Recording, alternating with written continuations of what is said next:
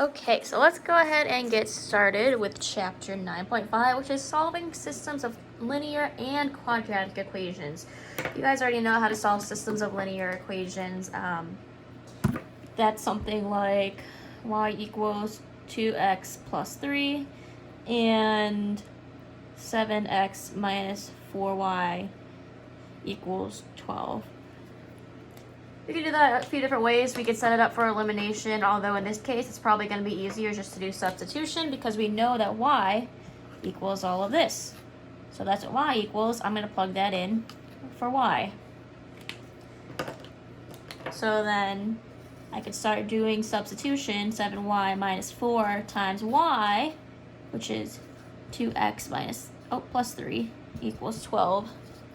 And kind of just go on from there. Distribute, combine like terms, solve for x, plug it back in, find y.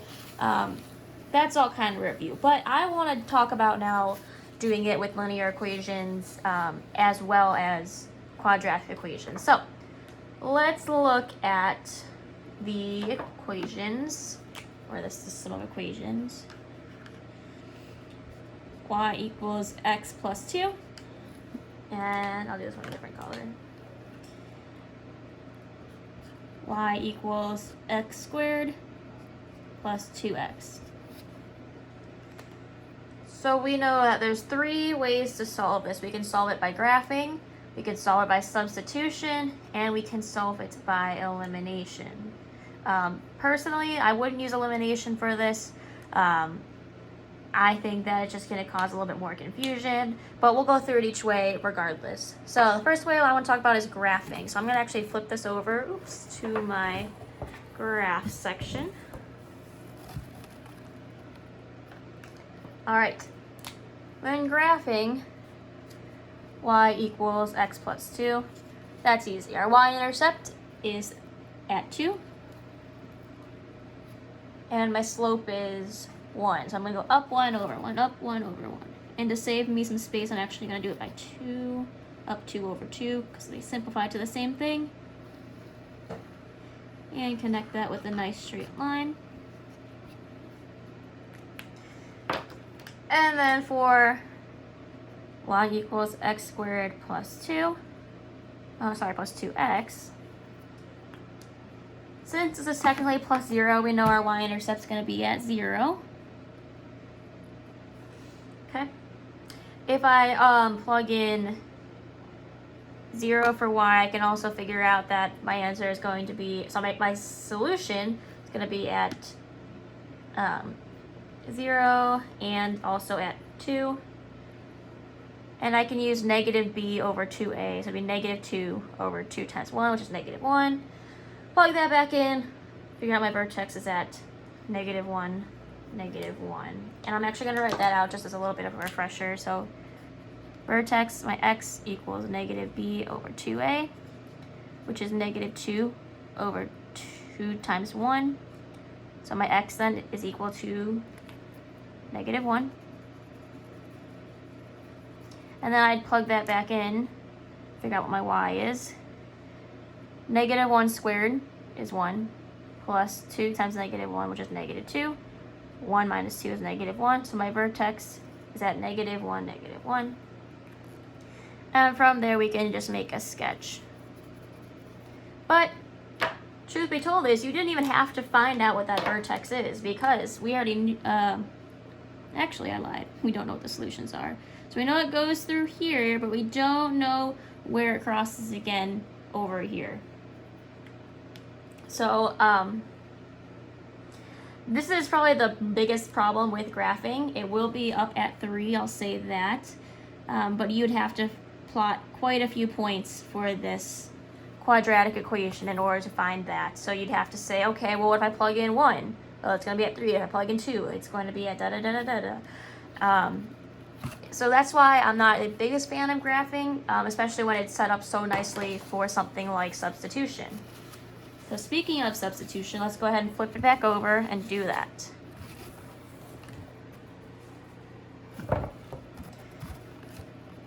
Alright, so substitution. We have y equals x plus 2 and y equals x squared plus 2x. So We can take either of those y equals.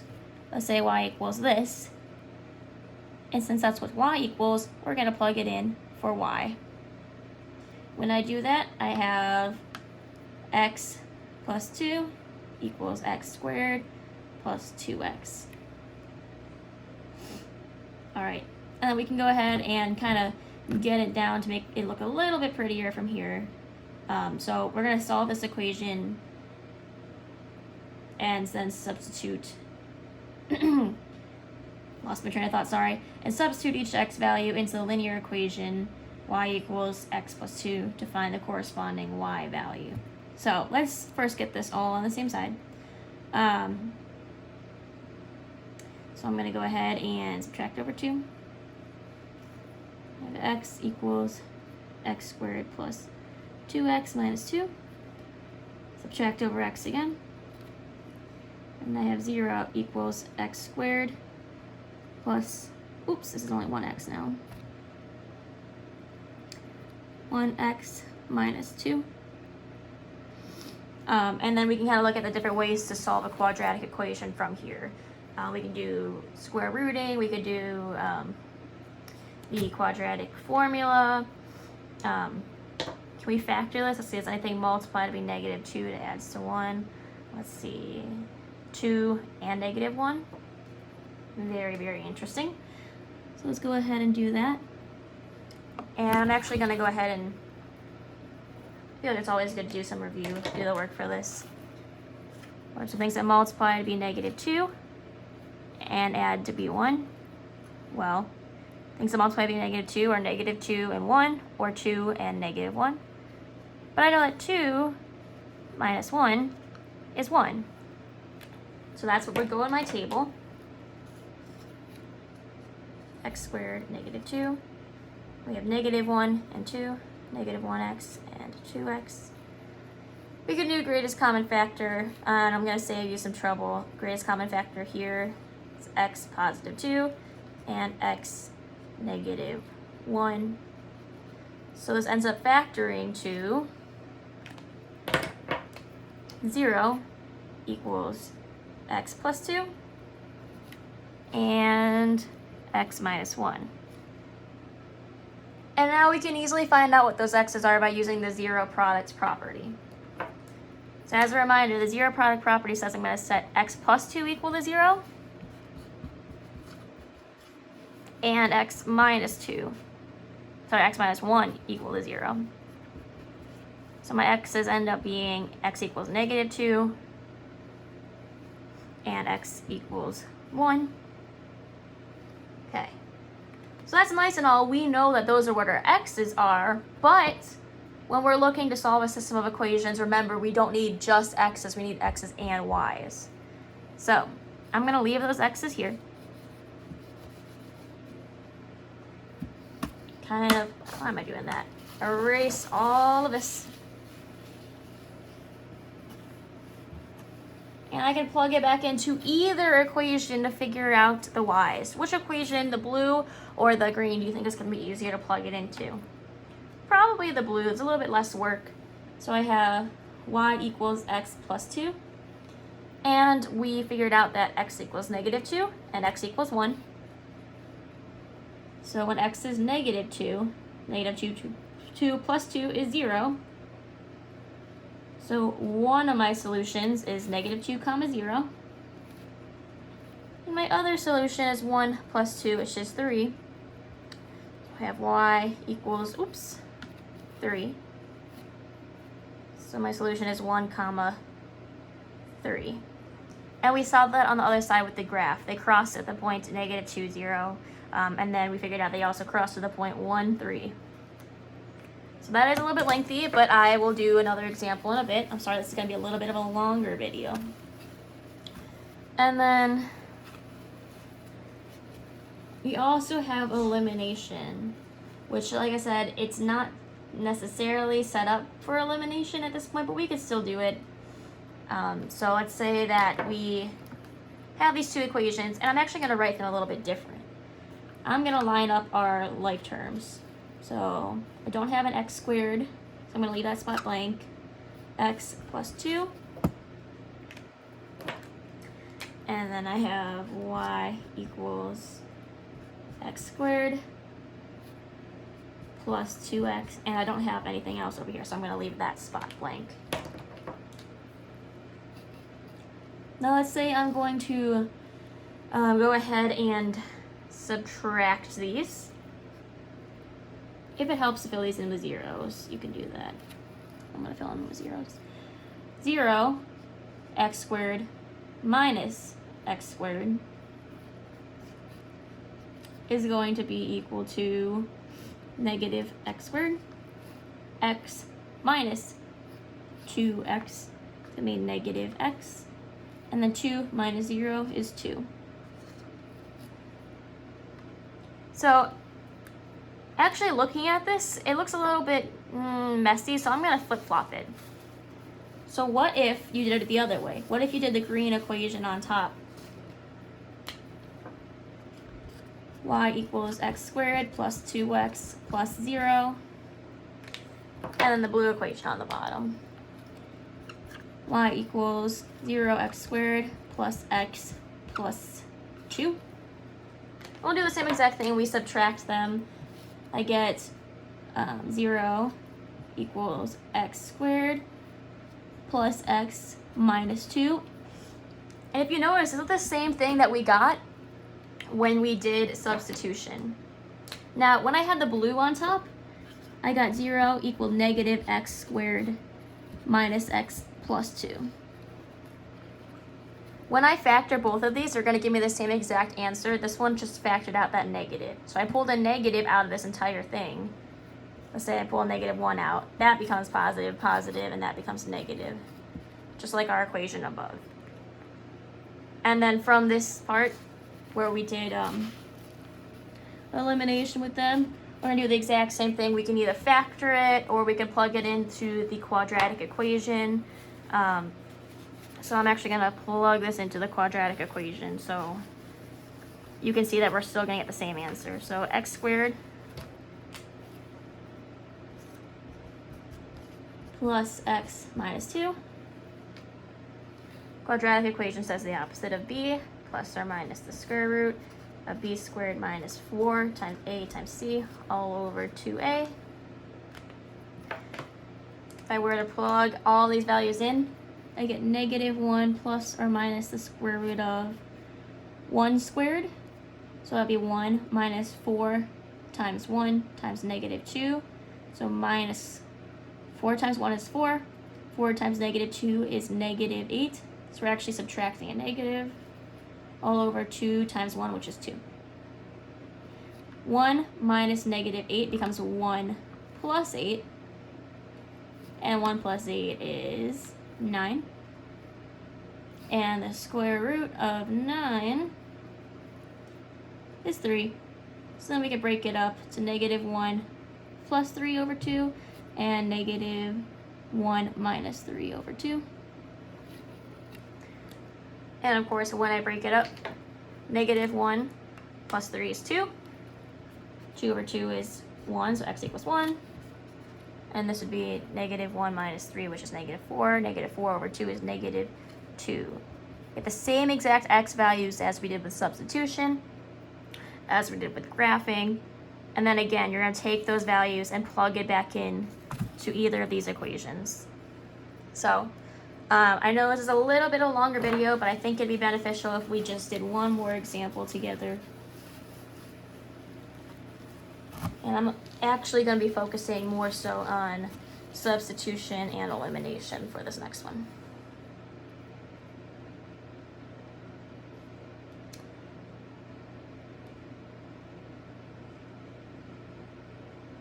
All right, so let's go ahead and do this kind of split. So I'm going to be actually moving around this board quite a bit. I'm going to do elimination over here and substitution over here.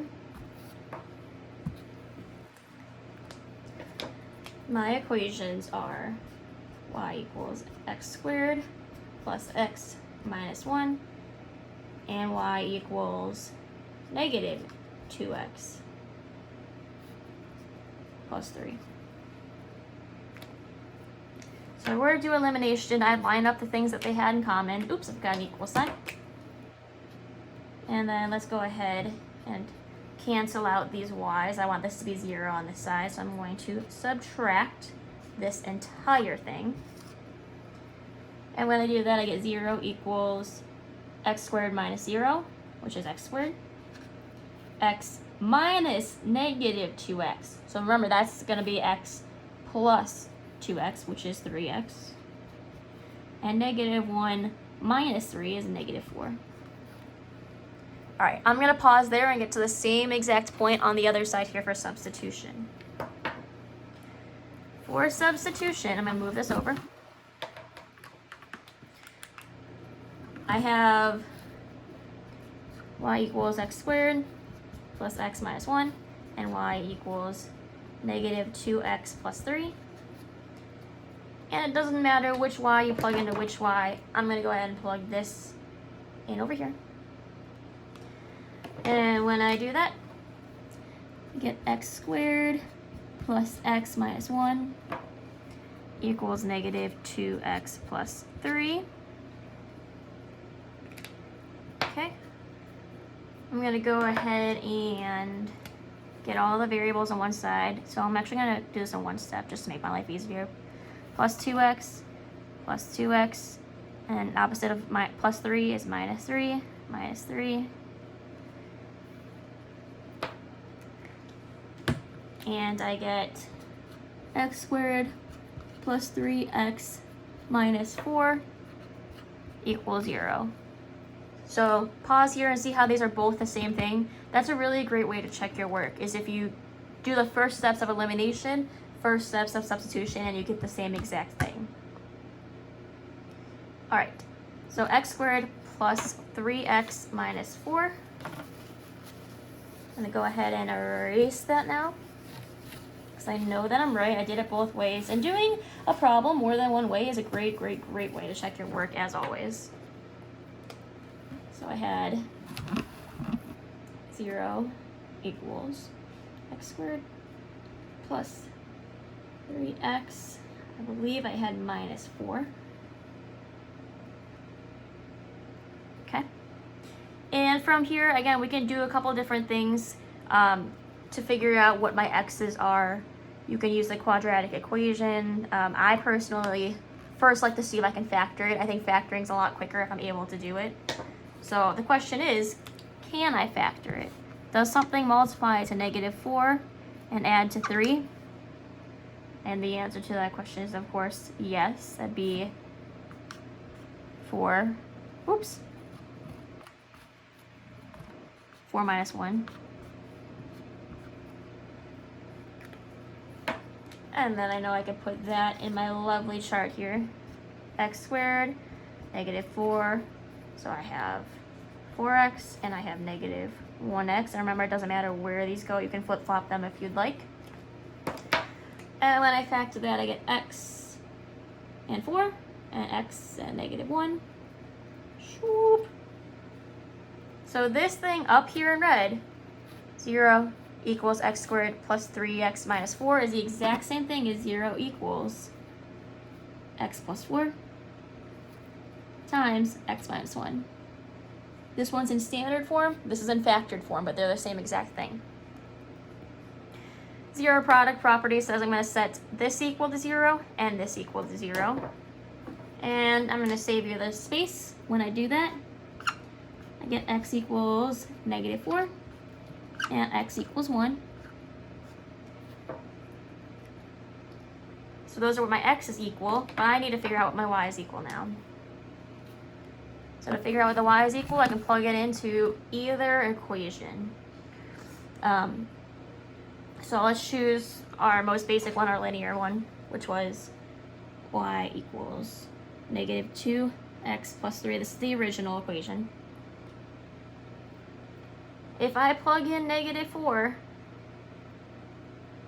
I'm going to get negative 2 times negative 4, which is 8. 8 plus 3, which is 11. And if I plug in 1, negative 2 times 1 is negative 2. Negative 2 plus 3 is 1. So my final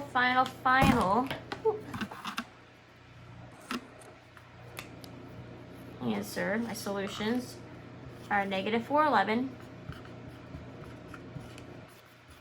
and 1, 1.